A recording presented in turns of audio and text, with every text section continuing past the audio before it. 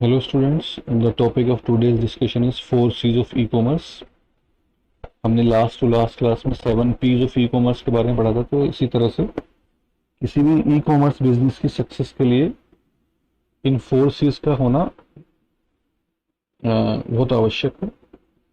जो पहला हमारा सी है that is called convergence. Convergence का मतलब क्या होता है कि as day by day technology advance होती जा रही है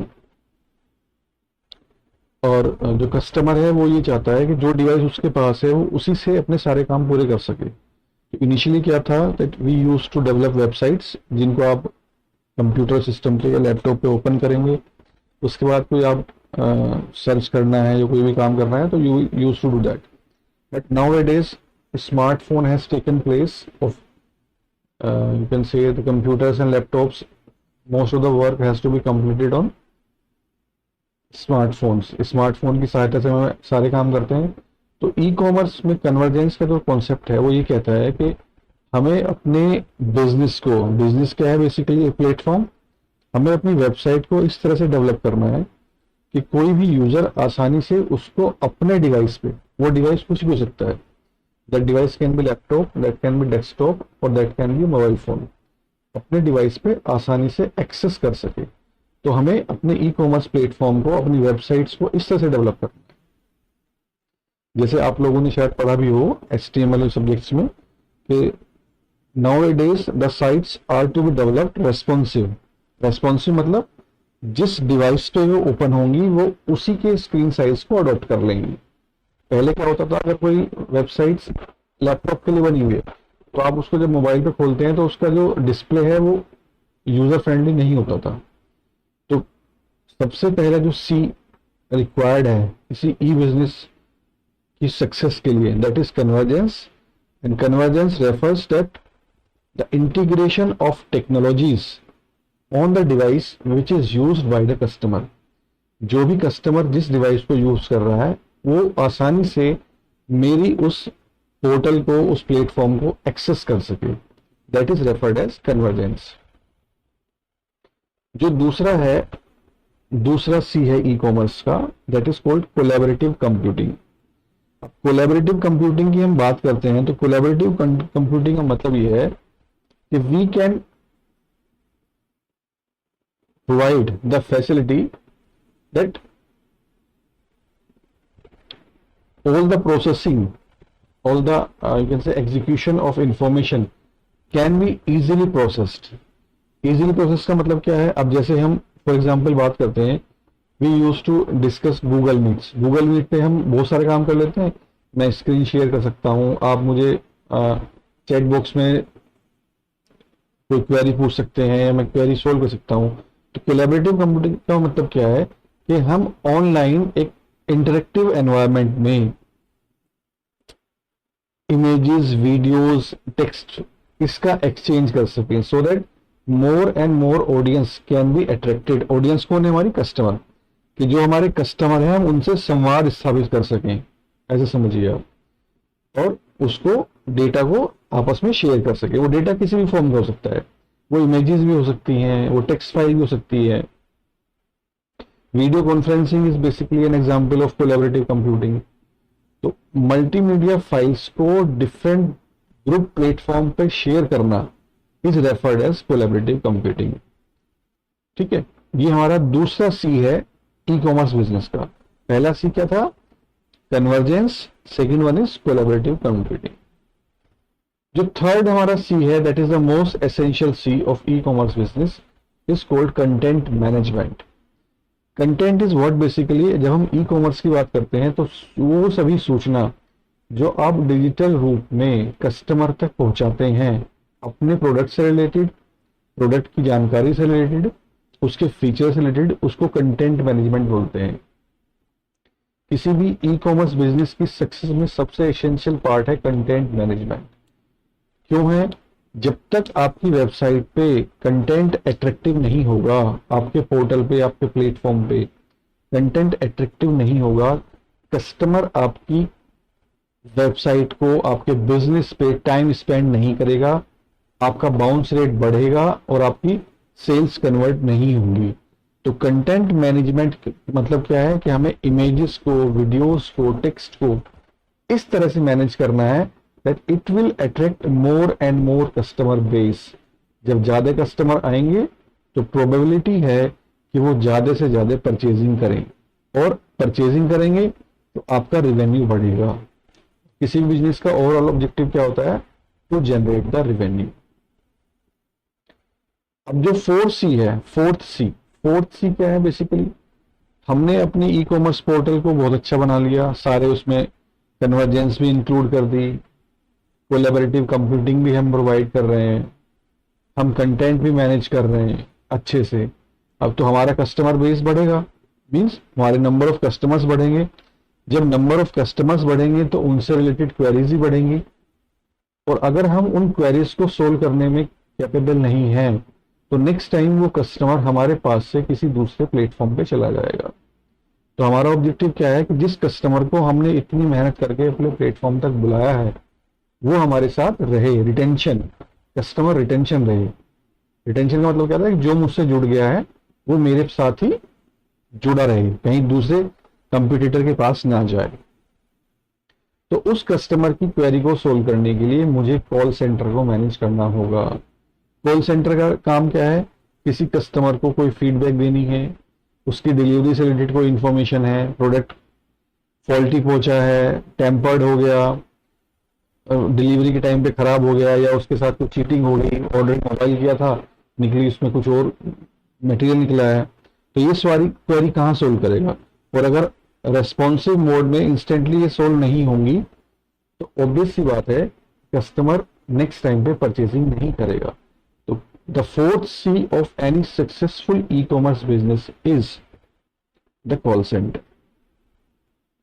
The objective of call center is to manage the customer base, solving their queries and reply in a cordial environment so that the customer has to be satisfied even if he didn't receive the good product। तब भी वो satisfied होना चाहिए, ताकि उसको assurance मिले कि अगर उसके पास कोई प्रोडक्ट खराब आ गया है तो ऑब्वियसली ये प्रोडक्ट उसको रिटर्न हो जाएगा with in the stipulated time. आप लोगों ने देखा भी होगा, हर एक वेबसाइट पे नाउ वेडेज, मिंत्रा का एग्जांपल उठा लो, फ्लिपकार्ट का उठा लो, अमेजन का उठा लो, सब पे होता है 30 days replacement, 15 days replacement. What is that? That is for the facility that if you are not satisfied with the customer the product you can easily return the product and get your refund back.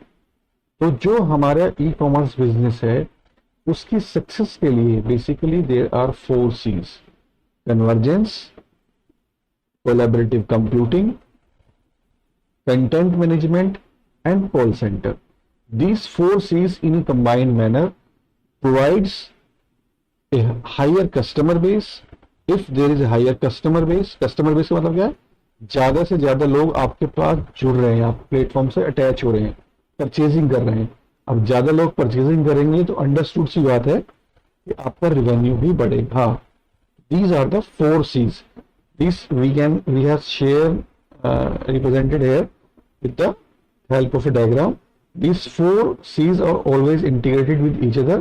कोई भी अकेला काम नहीं कर सकता, सब चारों का अपना अपना इम्पोर्टेंट रोल है। तो चारों जब मिल जाते हैं तो आपके ई कॉमर्स प्लेटफॉर्म को ये एक सक्सेसफुल प्लेटफॉर्म फीचर्स बनाते हैं। इन्हीं 4 C's को हम कस्टमर पॉइंट ऑफ व्यू से अगर बात करें तो हम अलग 4 तरीकों में परिभाषित कर सकते हैं, डिफाइन कर सकते हैं। पहला है कंज्यूमर। कंज्यूमर क्या है? Consumer is the backbone of your business. अगर आपने कितना भी अच्छा प्रोडक्ट बनाया है उसको खरीदने वाला कस्टमर नहीं है तो there is no advantage of innovating a very good product. तो सबसे पहला चीज है किसी ई कॉमर्स बिजनेस में that you should have a good customer base. Second C is cost. What cost represents here कि जब आप अपने प्रोडक्ट को लिस्ट करते हैं अपने पोर्टल पे तो उसकी प्राइसिंग भी लिस्ट करते हैं। हमेशा ये बात ध्यान रखनी है कि जो लिस्टिंग होनी है प्राइसिंग की that has to be competitive. Competitive मतलब फॉर एग्जाम्पल अगर आप एक मोबाइल फोन सेल कर रहे हैं जिसमें XYZ 3 फीचर्स हैं तो आपको उसका प्राइस उसी रेंज में रखना है जो दूसरी कंपनी का उन फीचर्स के साथ मोबाइल फोन अवेलेबल होता है। ऐसा नहीं कि वो कंपनी 10,000 में दे रही है सेम फीचर्स और आप उनको 25,000 में दे रहे हैं। तो ऑब्वियस सी बात है, customer is always price sensitive, तो वो डाइवर्ट होके 10,000 वाले पे चला जाएगा। तो आपका प्रोडक्ट कितना भी अच्छा हो, nobody is going to buy that. कुछ एक्सेप्शनल एग्जांपल्स हैं, जैसे अगर हम आईफोन की बात करें तो iPhone is a basically a brand image, वो 1 लाख का फोन भी लोग खरीदते हैं। Same features you can get easily in 25,000 phone, but whenever there is a query of brand image, तो वहां पे हम ये वाला फॉर्मूला रूल अप्लाई नहीं होता। लेकिन जनरली अगर हम बात करें तो कंज्यूमर कॉस्ट, कन्वीनियंस, कन्वीनियंस का मतलब क्या है कि how easily the customer can access the product, get the product and what are the facility available for the payment, कि उसको कैसे आसानी से वो प्रोडक्ट डिलीवर होता है, और अगर डिलीवरी में या प्रोडक्ट लेने के बाद उसमें कोई प्रॉब्लम है, कोई फॉल्टी है, साइज चेंज करना है, तो कैसे वो रिफंड होता है। तो अगर कन्वीनियंस आपने प्रोवाइड की है तो कस्टमर आपसे जुड़ा रहेगा। And the fourth C which is the most important C of e-commerce product, that is communication.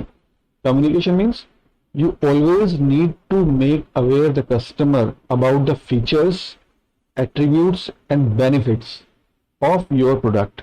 जब तक किसी कस्टमर के पास आपके प्रोडक्ट से संबंधित विशेषताओं की सूचना नहीं जाएगी, कस्टमर उस प्रोडक्ट के बारे में कभी भी आकर्षित नहीं होगा। आपको हमेशा अपने कस्टमर्स को, जो भी आपका पोटेंशियल कस्टमर है, पोटेंशियल कस्टमर कौन होता है भाई, आपने जीन्स पैंट, जीन्स लॉन्च की है, ट्राउजर लॉन्च की, तो आपका पोटेंशियल कस्टमर कौन है, जो उसको पहनेगा। आपने कोई सूट लॉन्च किया है, डिजाइनर लहंगा लॉन्च किया है, तो जो आपका पोटेंशियल कस्टमर, उसको आपको टारगेट करना है। मीन्स आप जो लोग उसको उपयोग करते हैं उनको आपको टारगेट करना है और उन तक ये सूचना पहुंचानी है कि मेरी कंपनी का ये प्रोडक्ट है, इसमें ये खासियत है, फीचर्स हैं, इसके ये विशेषताएं हैं, इसको पहनने से या इसको लेने से ये लाभ होगा। तो जब तक कस्टमर के पास ये तीनों चीज, फीचर्स, एट्रीब्यूट और benefit, we used to send them FAB, FAB, features, attribute, benefits. I am again repeating, features, attributes, benefit. तो जब तक आप कस्टमर तक अपने फैब को कम्युनिकेट नहीं करेंगे, कस्टमर आपकी वेबसाइट तक नहीं आएगा, आपके प्लेटफॉर्म तक नहीं आएगा। तो अपार्ट फ्रॉम दोस 4 P's, पहले 4 P क्या थे? Convergence, collaborative computing, content management और कॉल सेंटर। उन 4 C's के साथ साथ यहां पर इन 4 C's का भी ध्यान रखना है, consumer, cost, convenience and communication. अगर आपने इन दोनों 4 C's के सेट्स को कंबाइन किया हुआ है अपने ई-कॉमर्स बिजनेस में, there will nobody in the market who can compete you। आपको ये 4 C's आप ऑब्वियसली इंक्लूड करने ही करने हैं। ठीक है, so this is all about the 4 C's of e-commerce। We will meet with the new topic in the next lecture। Thank you very much।